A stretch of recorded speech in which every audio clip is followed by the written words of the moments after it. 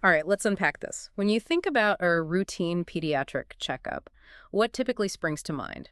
Perhaps the familiar ritual of measuring height and weight, maybe some immunizations or, a quick chat about Yeah, nutrition. exactly. The basics, right? Shots and charts. It often feels like a standard box-ticking exercise, doesn't it? Almost mundane. It can seem that way on the surface. But what if I told you that beneath that seemingly simple surface lies an immense, intricate world, a deeply intentional system designed to maximize a child's entire health trajectory, spanning far, far beyond just their physical well-being? That's precisely the hidden depth we're here to explore today.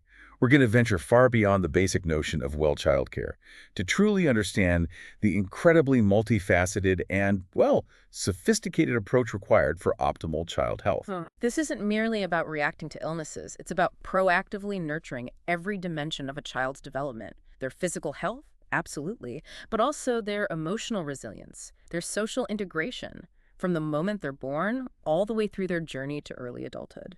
And our guide for this deep dive is truly a foundational text in the field.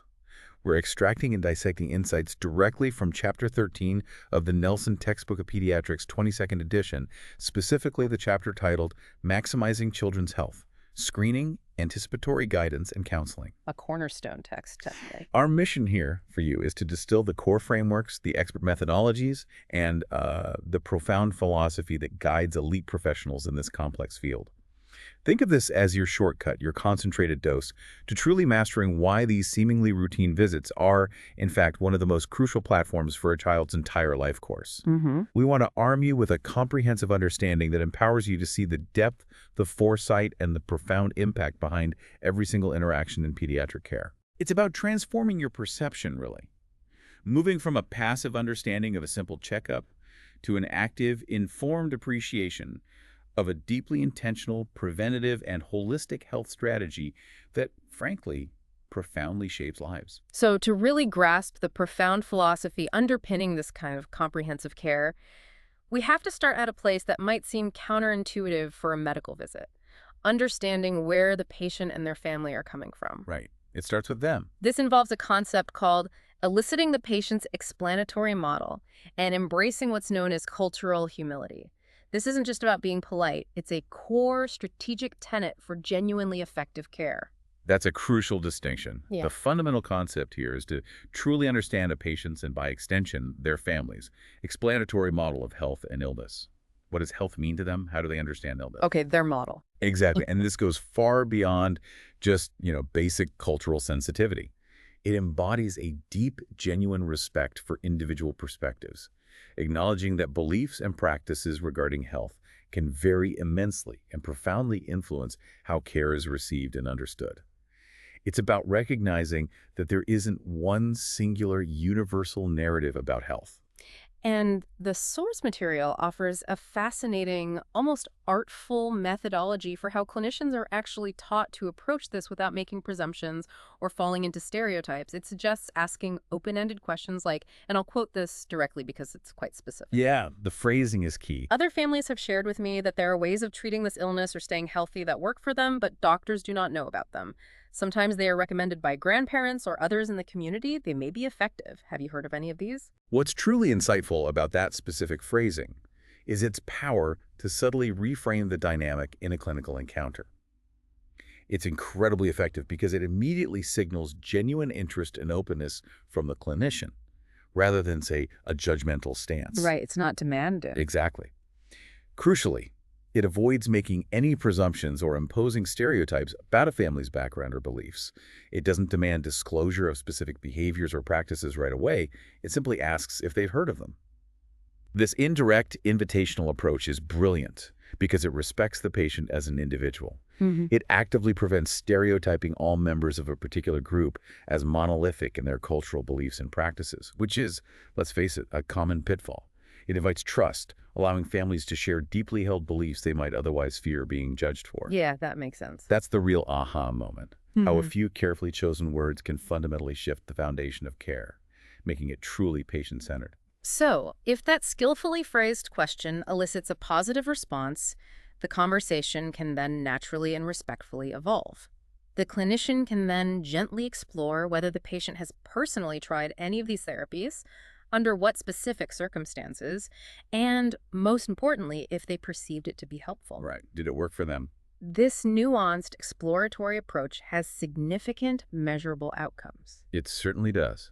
When a clinician successfully elicits and truly understands the patient's explanatory model, they can then assess how it aligns, or maybe doesn't align, with the standard biomedical model. Okay. This allows for a deeply collaborative process, almost like a negotiation, where the clinician doesn't just dictate, but actively works with the family. They integrate patient-held approaches, whether those are traditional remedies, spiritual practices, family customs, whatever they might be, with evidence-based biomedical standards, finding common ground that respects both sides. So it's a blend, potentially. Potentially, yes. The outcome is truly tailored, individualized care, which demonstrably leads to increased adherence to medical plans, fostering much better physician-patient communication, enhancing long-term therapeutic relationships, improving concrete health outcomes, and remarkably, even increasing both patient and physician satisfaction. Interesting. Satisfaction for both. Yeah, because it feels more collaborative, more respectful. It's a holistic view that acknowledges and respects the patient's entire worldview, leading to more effective and compassionate care. Moving from that foundational understanding, let's now turn our attention to the core purpose of these health supervision visits themselves. Because from the moment a child is born, all the way until they reach 21 years of age, these visits aren't just appointments. They are the fundamental, consistent platform for a young person's healthcare journey. That's a powerful way to put it.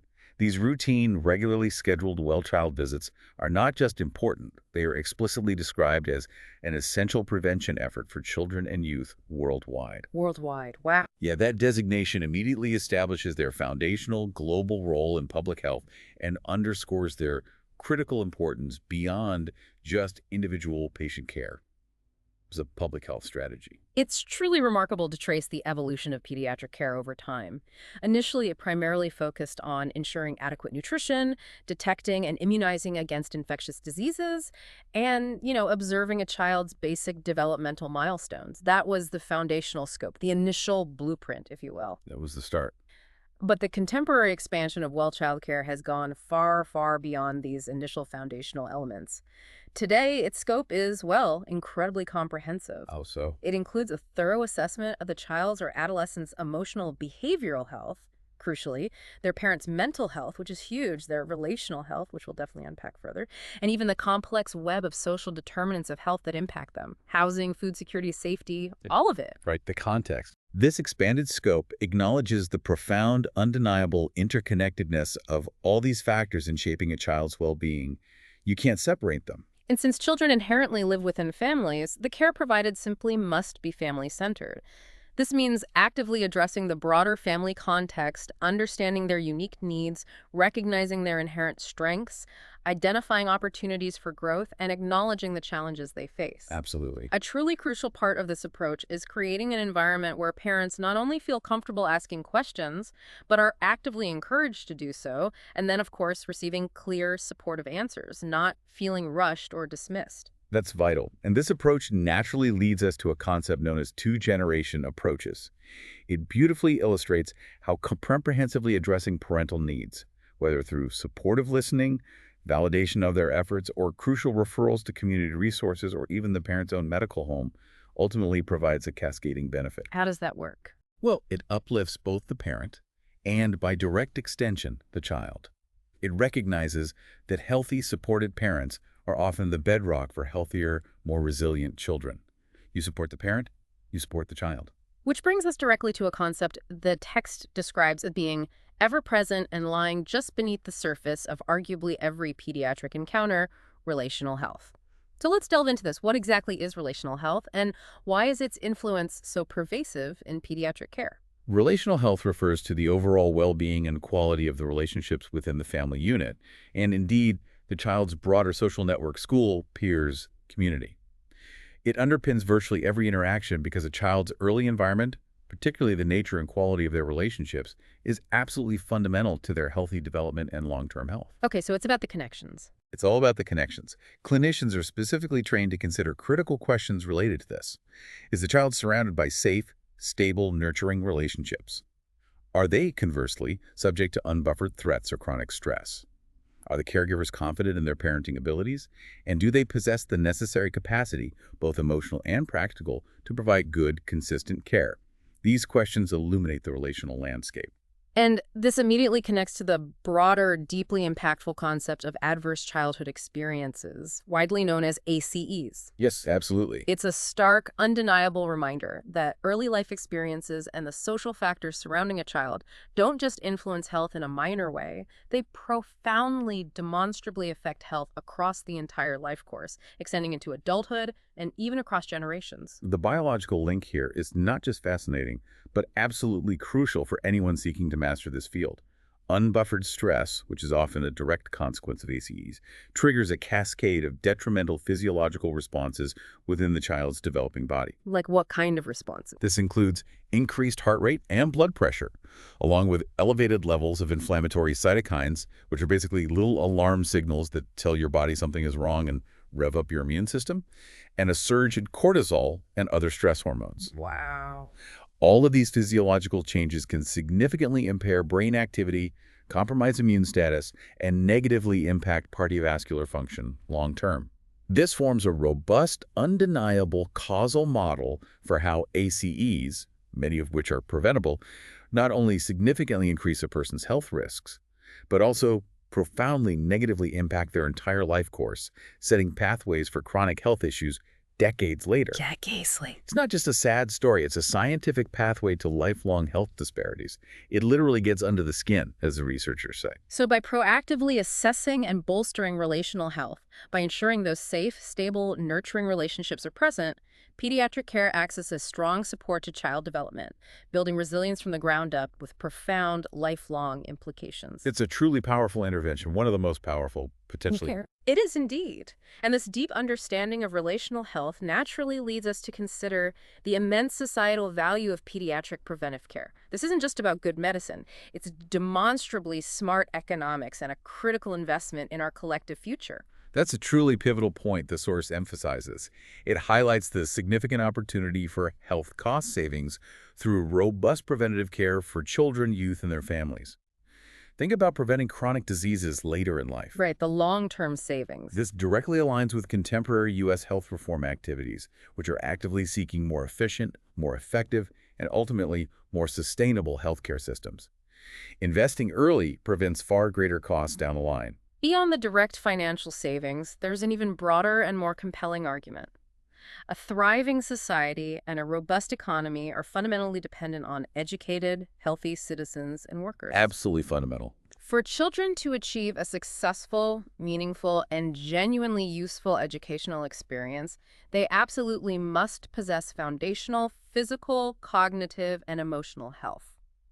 The text specifically underscores that educational success, in particular, is strongly tied to early childhood developmental competence. It's building the foundation for future prosperity, one child at a time. You need healthy kids to have successful students, Right. and successful students to have a strong workforce. So, well, childcare isn't just about individual patient health. It's playing this vital foundational role in promoting adult health and essentially building the human infrastructure necessary for a functioning society. Human capital, essentially. And what's truly remarkable is that it's not just healthcare professionals making this claim. The source points out that this concept is actually endorsed by prominent business leaders who recognize its essential contribution to the long-term strength of the U.S. economy and society. That's a powerful statement, demonstrating a broad cross-sector recognition of its immense long-term value. Businesses need healthy, capable workers and consumers. It undeniably demonstrates that the investment in early child health prevention yields profound returns across multiple interconnected sectors of society, far beyond the clinic walls. It's a societal investment with huge ROI. All right, that lays out the truly profound, far-reaching philosophy of well child care. Now, let's pivot our discussion to the practical frameworks and the concrete tools that actually guide elite professionals in delivering this incredibly comprehensive care. Okay, the how-to. At the very heart of the system is something called the Periodicity Schedule and the Bright Futures Guidelines. Yes, these are indeed the bedrock. The recommendations for preventive pediatric healthcare, more commonly known as the Periodicity Schedule, is meticulously developed by the American Academy of Pediatrics, or AAP. It serves as the authoritative standard for preventive services for U.S. children and youth. The standard. Okay. This schedule is dynamic, updated annually, and always readily available online, which is great. It precisely outlines the recommended services, the screenings, the immunizations, the counseling topics for each age-based visit, providing clear guidance to practitioners on specific actions and observations required at different developmental stages. And building directly on that foundational periodicity schedule, we have the Bright Futures Guidelines for Health Supervision of Infants, Children, and Adolescents, 4th edition. This isn't just a simple reiteration. It significantly expands upon the periodicity schedule, offering truly comprehensive, actionable recommendations on how practitioners can effectively accomplish these crucial tasks. Exactly. If the periodicity schedule is the what and when, Bright Futures is much more the how. It's the playbook, if you will. It fleshes out the guidance. Got it. And what's truly important to grasp is the incredibly collaborative nature of these guidelines. They are not the product of a single entity working in isolation. Who's involved then? They're developed by the AAP under the direct leadership of the Maternal Child Health Bureau in close collaboration with a broad and diverse range of key organizations. This extensive list includes the National Association of Pediatric Nurse Practitioners, the American Academy of Family Physicians, the American Medical Association, the American Academy of Pediatric Dentistry, and even Family Voices, among many others. So a real consensus effort. A huge consensus effort. This broad, multidisciplinary input ensures a holistic, well-rounded, and widely applicable approach that integrates diverse perspectives and expertise. It's not just pediatricians, it's family docs, nurse practitioners, dentists, families themselves. That really underscores the depth of consensus and the comprehensive thinking behind these recommendations. However, even with such exhaustive guidelines, the text carefully stresses a vital point. They are primarily designed for children who are receiving nurturing parenting, have no manifestations of any important health problems, and are growing and developing in a satisfactory fashion. Right, the well child. And it also explicitly states that variations, taking into account individual circumstances, may be appropriate. So it's far from a rigid, one-size-fits-all checklist. That's a critical nuance. It's intended as a flexible framework, a robust guide, not an inflexible mandate. Clinical judgment is still paramount. And the AAP also strongly emphasizes the great importance of continuity of care in comprehensive health supervision and the need to avoid fragmentation of care. What does that mean practically? It absolutely underscores the profound value of maintaining a consistent, coordinated medical home environment for children, rather than navigating disparate visits to various specialists without a central point of coordination and integrated understanding. You need someone quarterbacking the care. Okay, the medical home idea again. Now, let's systematically break down the actual work that happens during these well-child visits into what the text calls the 4 pillars of well-child care: disease detection, disease prevention, health promotion, and anticipatory guidance. Let's begin by thoroughly exploring disease detection. Right, Pillar 1. Disease detection is fundamentally achieved through a meticulous physical examination, of course. However, and this is a crucial distinction for mastery, it also involves both surveillance and screening. Surveillance and screening, what's the difference? Understanding the difference between these two processes is vital. Surveillance is an ongoing, more informal, yet highly intentional process that occurs organically in every health encounter. It relies heavily on the skilled clinician's intentional observation over time, a process that is greatly facilitated and informed by the astute observations offered by parents or caregivers. You're always watching, always listening. So to give a concrete example of surveillance, that would be a clinician taking a comprehensive dietary history from the parents and then carefully looking for general physical signs that might subtly suggest, say, anemia, like looking for paleness. Exactly. Looking for paleness, asking about diet, fatigue. It's an ongoing observant process, whereas screening is a significantly more formal process using a validated assessment tool that has known sensitivity and specificity. Ah, okay. The tool is key. Yes. So for anemia screening, that would involve objective laboratory tests like hematocrit or hemoglobin. Similarly, developmental surveillance relies on ongoing parent observations, combined with the clinician's expert assessment and tracking of milestones. In contrast, developmental screening involves trained personnel administering and scoring structured developmental tools, like a specific questionnaire or assessment designed to identify potential delays. Like the ACE-Q or MCHAT. Precisely those kinds of tools. The text even provides a detailed table of developmental milestones, highlighting specific achievements across language, cognitive, motor, and social-emotional streams at various ages, from 2 months right up to 5 years. This provides concrete, observable markers for clinicians to track and discuss with parents, guiding their surveillance efforts. That distinction between ongoing surveillance and formal screening is incredibly key to understanding the comprehensive nature of detection. Moving on, the second pillar is disease prevention. How do we, in this context, effectively differentiate between primary prevention and secondary prevention? Good question. Primary prevention activities are those strategies applied universally to an entire population, regardless of individual risk factors. For instance, general counseling about the importance of reducing fat intake or encouraging regular physical activity is appropriate for all children and families. Basic healthy living advice. Okay, for everyone. For everyone. Secondary prevention, however, is a more targeted approach, aimed specifically at patients who already possess identified risk factors or early signs of a condition. Like what? An example given in the text is intensified, tailored counseling for overweight or obese youth, or for those with a family history of high cholesterol, hyperlipidemia. The expectation is that the healthcare professional will actively individualize disease prevention strategies to the specific patient, family, and community context, making the intervention as relevant and effective as possible. This truly sounds like a highly personalized approach to prevention. And the last two pillars, health promotion and anticipatory guidance, are explicitly highlighted as what truly distinguish the well-child health supervision visit from all other encounters with the healthcare system. How do these two activities set these visits apart? Well, while disease detection and prevention are common and crucial to virtually all healthcare interactions, right? Health promotion and anticipatory guidance represent a pivotal shift in focus. They shift the focus to wellness and to the strengths of the family. Ah, the positive side. Exactly. It's about not just what could go wrong, but what's going right and how that can be actively enhanced and supported. These activities are incredibly broad and encompass a vast range of topics.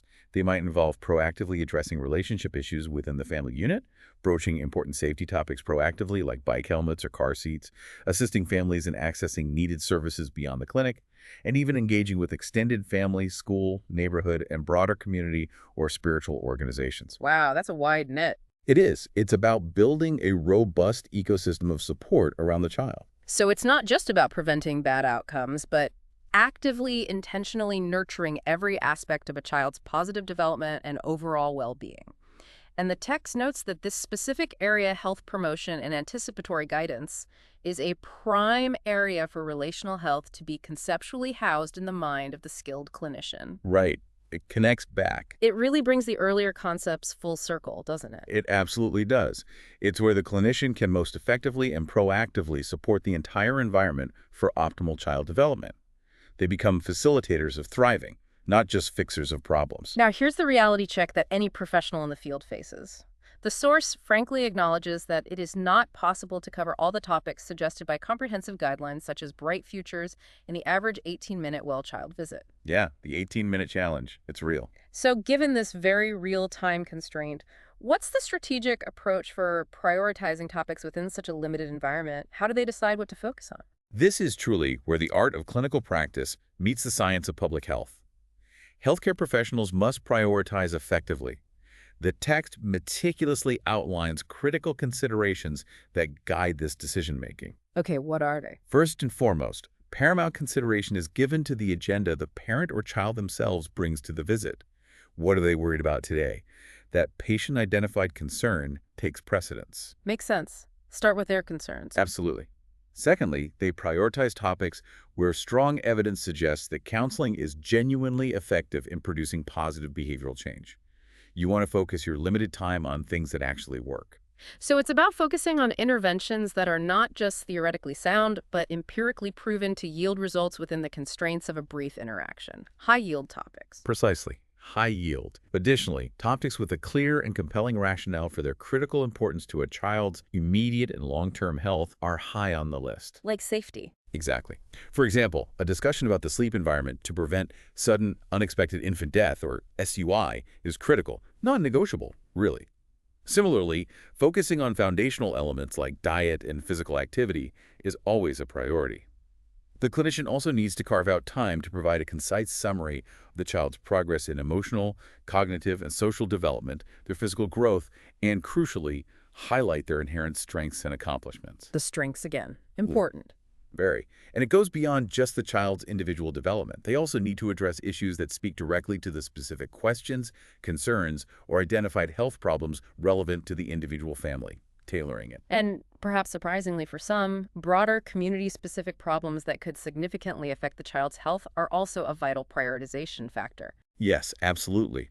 Consider examples like neighborhood violence, from which children need protection and guidance, or the absence of safe bike paths, which directly impacts opportunities for physical activity. These broader environmental and social determinants are explicitly recognized as integral to a child's overall health and therefore warrant discussion, even within the limited visit time. So the context matters, even in that short visit. It reflects a holistic understanding of the child's ecosystem. You can't ignore the world they live in. Let's now zoom in on how this incredibly comprehensive care is tailored across the distinct phases of a child's journey, starting with infancy and early childhood, which are truly foundational years for development. What are the core focuses for these youngest patients and their families? For all young children, the critical areas of focus are universal. Nutrition, physical activity, sleep, safety, comprehensive emotional, social, and physical growth, and, crucially, parental well-being. These form the universal priorities that underpin care during these formative years. The building blocks. Exactly. Within these broad categories, there are specific topics tailored to age or situation, such as providing detailed guidance on a safe sleep environment for sudden unexpected infant death, SUAD, prevention, the Back to Sleep campaign, for instance, actively promoting activities that lead to healthy weight, like tummy time, or stressing the critical importance of secure fences around swimming pools for drowning prevention. Very practical stuff. It's also in this very early period that the meticulous focus on the family milieu and other social determinants of health becomes absolutely paramount. What specific kinds of screening and assessment happen here reflecting this broad understanding of health? This comprehensive approach includes vital screening for parental depression, with particular emphasis on maternal postpartum depression and other parental mental illnesses that could impact the child's environment. It also extends to critically important, though often difficult, topics like identifying family violence, assessing for substance abuse within the household, identifying nutritional inadequacy, food insecurity, and even addressing the devastating impact of lack of stable housing. Tough conversation. Very tough, but absolutely vital topics because they profoundly shape a child's early life experience and development. You have to ask. But it's not all about identifying risks and problems, is it? The text emphasizes that it's equally important, even in early childhood, to identify, genuinely acknowledge, and actively empower family strengths. Yes, build on what's working. And the text highlights evidence-based approaches like early literacy assessment and promotion, citing Reach Out and Read as a concrete, structured method for inquiry, developmental surveillance, and highly effective parent coaching, giving books at visits. That's a key part of the strength-based approach. Proactively building on existing family strengths and integrating proven early interventions like literacy promotion are absolutely central to fostering optimal development. Another critical aspect in this age group is the early and precise identification of developmental disorders. Okay, how is that done? This is achieved through systematic developmental surveillance at every single visit, carefully combined with structured developmental screening at specific intervals, neuromuscular screening, and targeted autism screening at certain key visits, like 18 and 24 months typically. And why is this early diagnosis so profoundly crucial, particularly for mild to moderate developmental delays or autism spectrum disorders? What's the stakes here? The stakes are incredibly high because early intervention is believed to be directly associated with significantly reduced morbidity. This means that a diagnosis made early in a child's life, when their brain is still highly malleable, high plasticity, allows for interventions that can fundamentally improve outcomes, mitigate long-term challenges, and significantly enhance their quality of life and function. So timing is everything. The earlier the intervention, generally, the better the prognosis. It can change the trajectory. The periodicity schedule provides such granular detail across different age points. Let's delve into some of those specifics, drawing directly from the source is Figure 13.1 and its footnotes, giving our listeners a real sense of this comprehensive roadmap. Starting even before birth, with prenatal and newborn care, the journey begins incredibly early, correct? Absolutely. A prenatal visit is highly recommended, particularly for high-risk or first-time parents. This visit focuses on anticipatory guidance, preparing them for what's to come, and thoroughly discussing the profound benefits of breastfeeding. if that's the plan. Setting expectations. Exactly. Post-birth, newborns should ideally have evaluations within 3 to 5 days of birth, and critically, within 48 to 72 hours of hospital discharge, primarily to assess feeding adequacy and monitor for jaundice. Comprehensive breastfeeding evaluation and robust support are also a significant integrated part of these very early visits. Lactation support is key. And then the vital measurements throughout childhood. What are the key physical measurements meticulously tracked at various stages? Length or height and weight are universally recorded at all visits, providing a fundamental growth trajectory. Head circumference is diligently measured until 24 months of age, which is crucial for tracking brain growth. Weight for length is also assessed until 24 months, giving insight into proportionality. Body mass index, or BMI, which becomes a key indicator of healthy weight, begins to be tracked from 24 months all the way up to 21 years. And blood pressure. Blood pressure measurement commences at 3 years of age, but importantly, it's taken earlier if there are specific risk conditions warranting it, like kidney problems or certain heart conditions. What about sensory screening specifically for vision and hearing, which are so crucial for development and learning? Super crucial. For vision, instrument-based assessment like photo screening is recommended at 12 and 24 months, providing an early, objective look. Formal visual acuity screening using charts then begins at ages 3, 4, and 5 years. And hearing. For hearing, there's the critical initial newborn screening. Later, audiometry, which includes testing high frequencies important for speech comprehension, is recommended once between 11 and 14 years, once again between 15 and 17 years, and finally once between 18 and 21 years.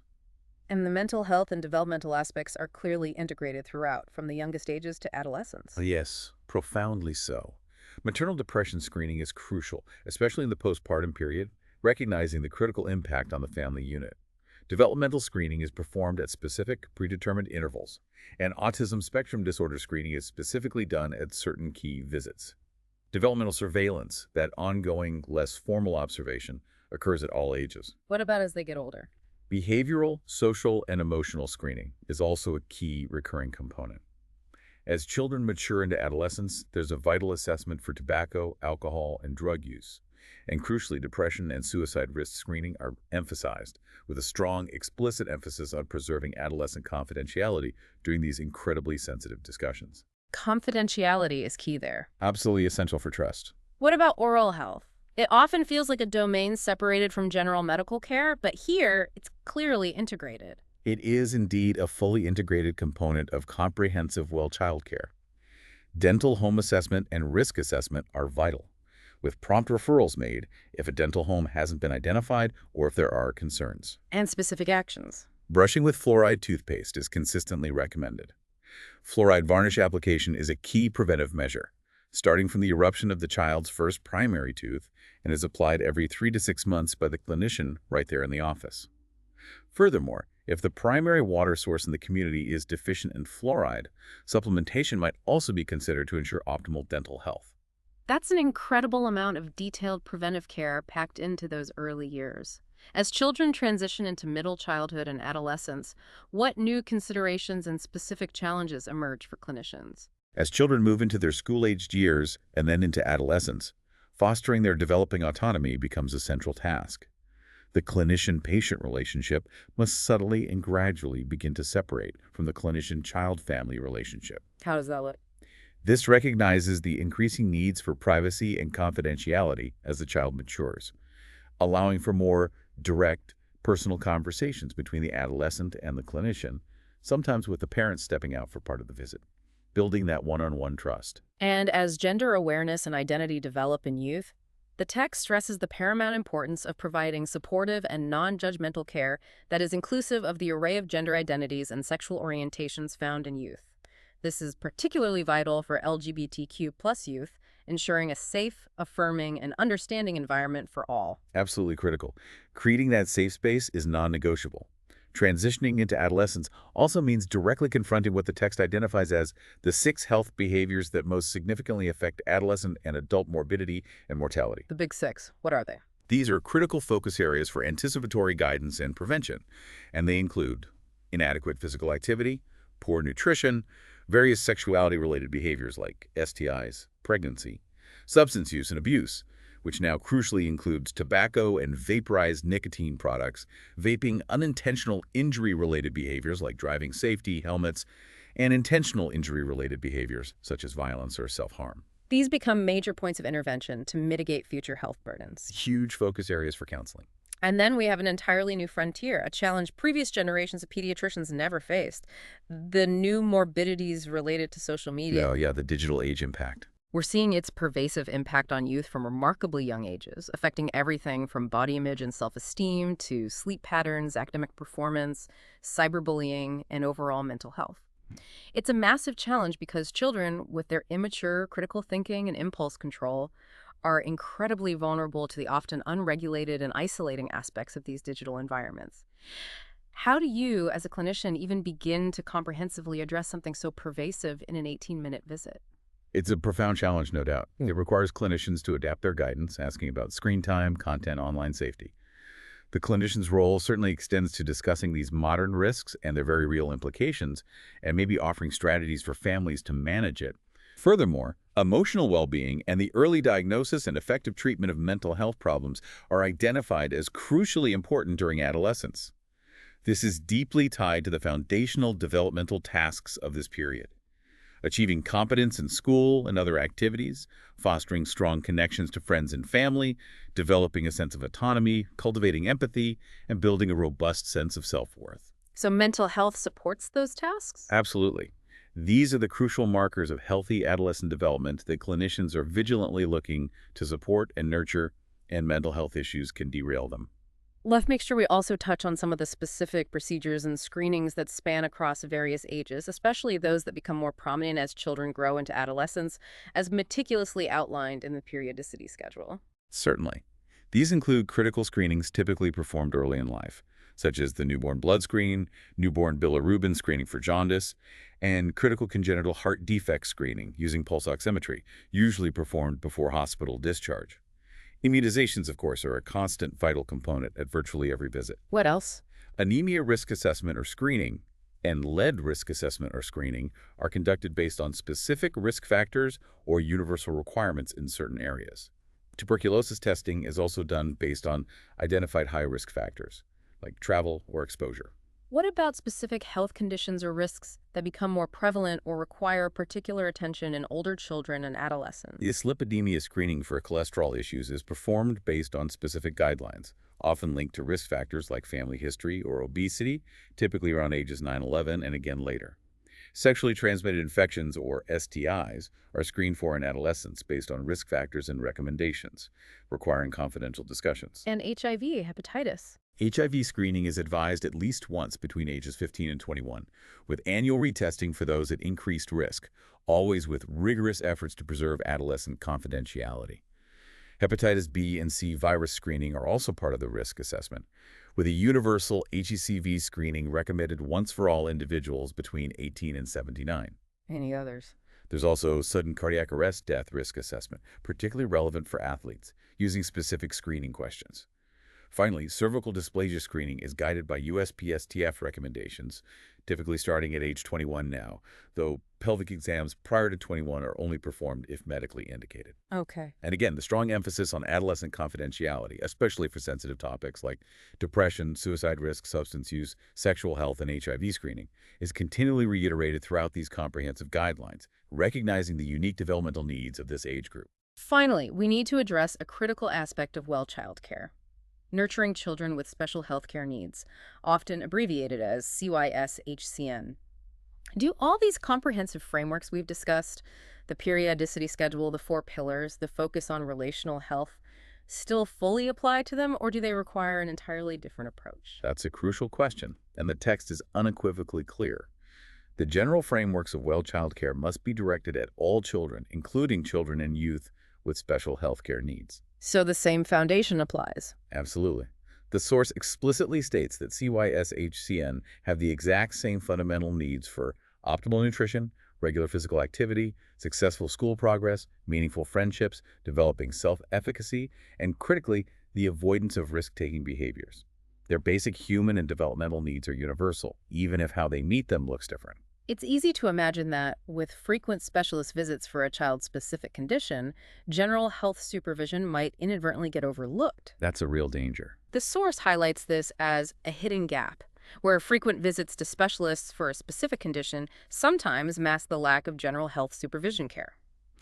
The forest is missed for the trees, so to speak. Precisely.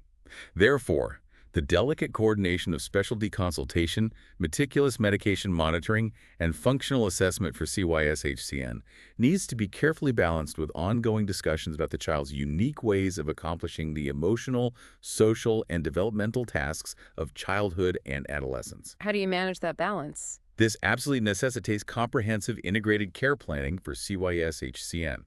This planning actively supports family-centered medical homes, helps in collaboratively setting realistic goals, negotiating next steps in complex care pathways, expertly managing chronic conditions, performing ongoing health surveillance for general health issues, and critically, meticulously planning for the often challenging transition to adult care. That transition piece is huge. And the strength-based approach we discussed earlier also applies profoundly here, doesn't Oh, it? absolutely. Even though CYSHCN often have a different timetable for achieving certain milestones, the text reminds us they have an equal need to be encouraged to develop strong family and peer connections, competence in a variety of arenas, ways to do things for others, and appropriate independent decision-making. It's absolutely vital. It's about recognizing and actively fostering their unique strengths and capabilities, celebrating their achievements and supporting their autonomy, rather than solely focusing on their challenges or deficits. This perspective shifts the entire paradigm of care from deficit-based to strength-based. Let's shift our focus now to the holistic approach that inextricably weaves behavioral, mental, and family support into the fabric of primary care. This is a truly significant and growing piece of the overall puzzle. Huge piece. The text notes a striking statistic. 1/5 of primary care encounters with children are for a behavioral or mental health problem or sickness visits complicated by a mental health issue. That's a profoundly significant number, indicating a massive need. It truly is, highlighting the immense demand for this kind of integrated care, 20%. This statistic underscores the absolute necessity for pediatricians and other primary care clinicians to possess reasonable comfort with and knowledge for diagnosis, treatment, and referral criteria for a wide range of common behavioral and mental health issues. What kind of issues are we talking about? This includes conditions like ADHD, depression, various mood disorders, anxiety disorders, and conduct disorder. Their competency must even extend to understanding the pharmacology of frequently prescribed psychotropic medications, as they are often the first point of contact and may need to initiate basic treatment or manage stable conditions, especially where specialist access is limited. So it's not just about vaguely identifying a potential problem. It's about being truly equipped to either initiate appropriate treatment or know exactly where to make an effective, timely referral. It's exactly. Familiarity with available local mental health services and clinicians is absolutely vital for effective consultation or seamless referral when the complexity of the case exceeds primary care scope. Knowing who to call, who takes what insurance, what their wait times are, that's practical integration. Mm-hmm. Moreover, with our continually growing understanding of lifestyle's profound impact on mood disorders and anxiety, actively encouraging behavioral change, such as advocating for regular exercise, promoting a healthy, balanced diet, counseling against substance avoidance, and guiding judicious media use, has become an increasingly important and integrated responsibility for primary care clinicians. Basic wellness impacts mental wellness. And this is precisely where a specific evidence-based technique like motivational interviewing truly comes into play. We've touched on it before in other deep dives, but here it's described as a structured approach designed to gently help patients and parents identify discrepancies between their stated health desires and their current behaviors, ultimately leading to patient-initiated change plans. Right, helping them find the motivation. It empowers them to find their own solutions. It's a powerful shift from simply giving advice, which often doesn't stick, to empowering the patient or parent to actively drive their own sustainable change.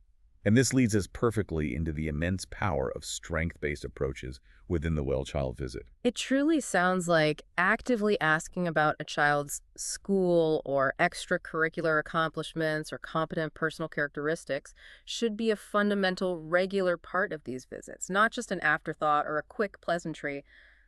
What are you good at? What do you enjoy? Precisely. Integrating such inquiries thoughtfully and consistently sets a positive context for the visit right from the start.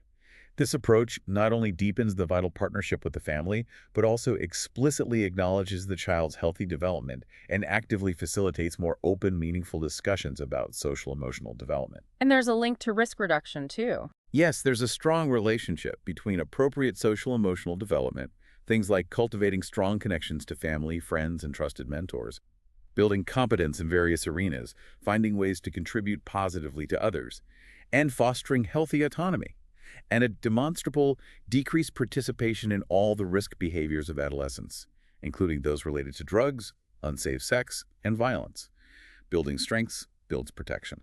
So fostering these strengths isn't just about making the child feel good or boosting their self-esteem. It's a critical, evidence-based strategy for comprehensive risk reduction, a preventative measure in itself. It is, fundamentally.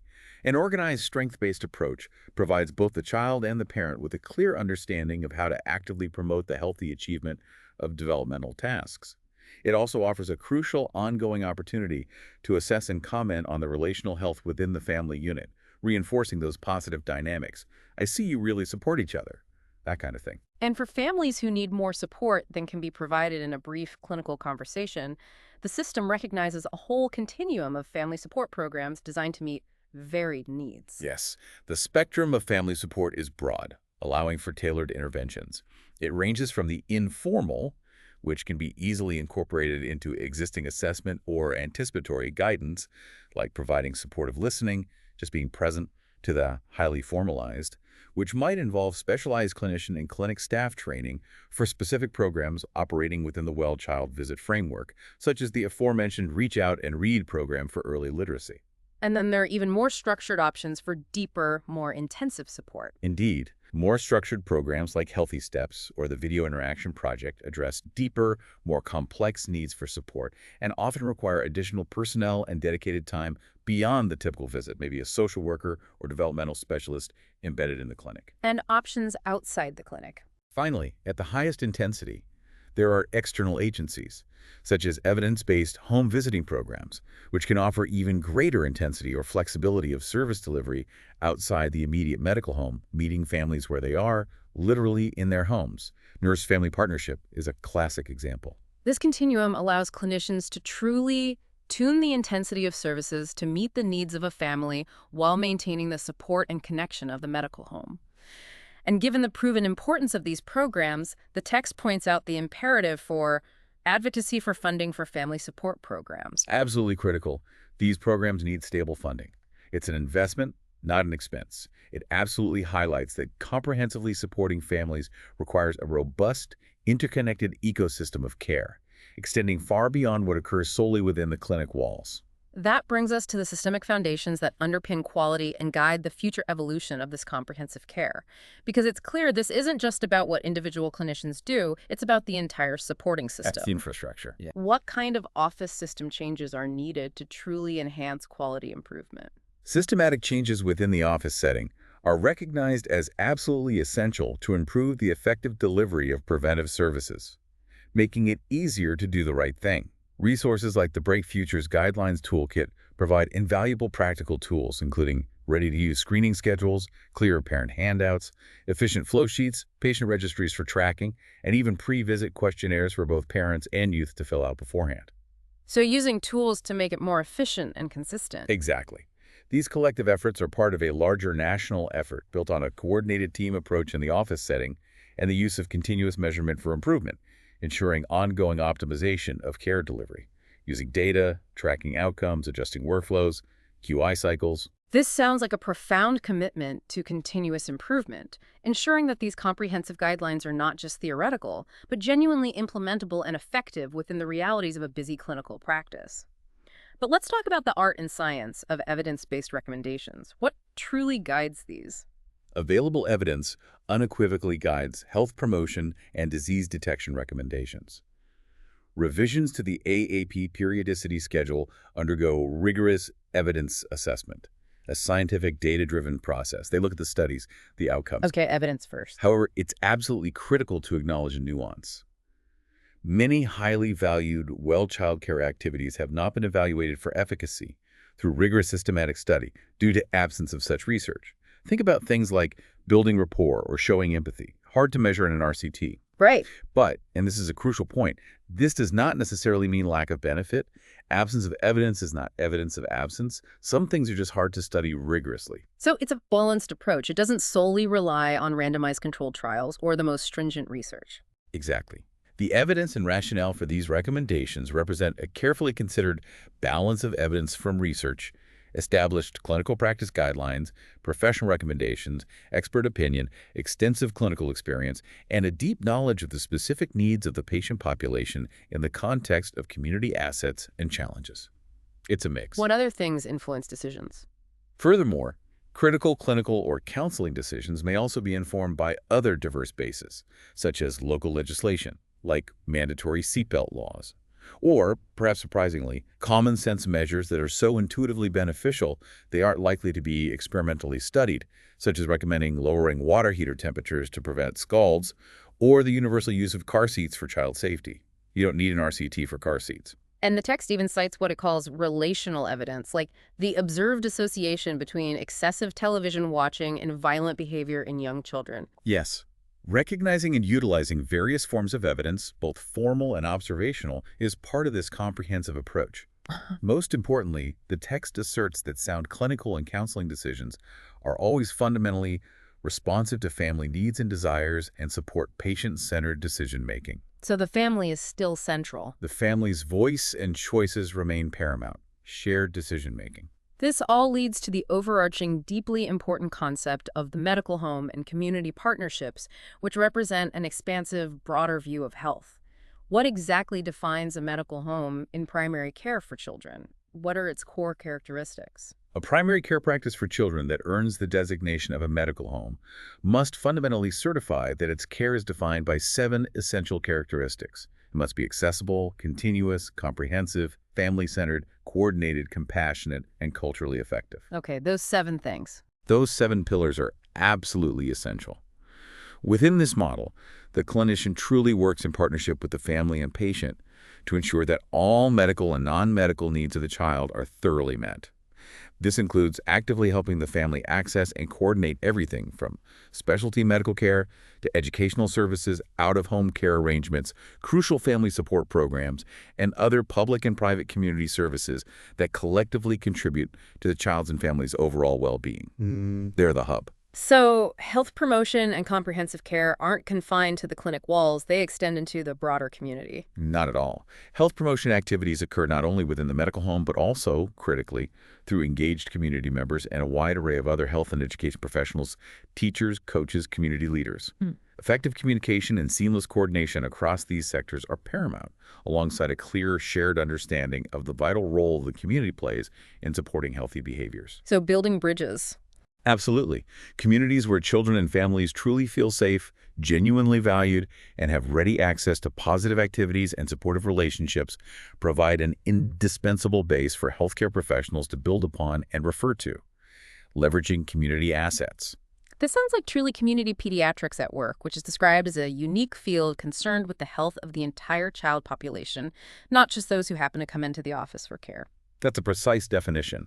Community pediatrics looks holistically at those who are well but require preventive services, those who may have symptoms but aren't yet receiving effective care, and, of course, those who do actively seek medical care. It's population health for kids. The text emphasizes that practice models must continually evolve to provide this truly comprehensive care and to foster robust, enduring partnerships between medical services and community resources.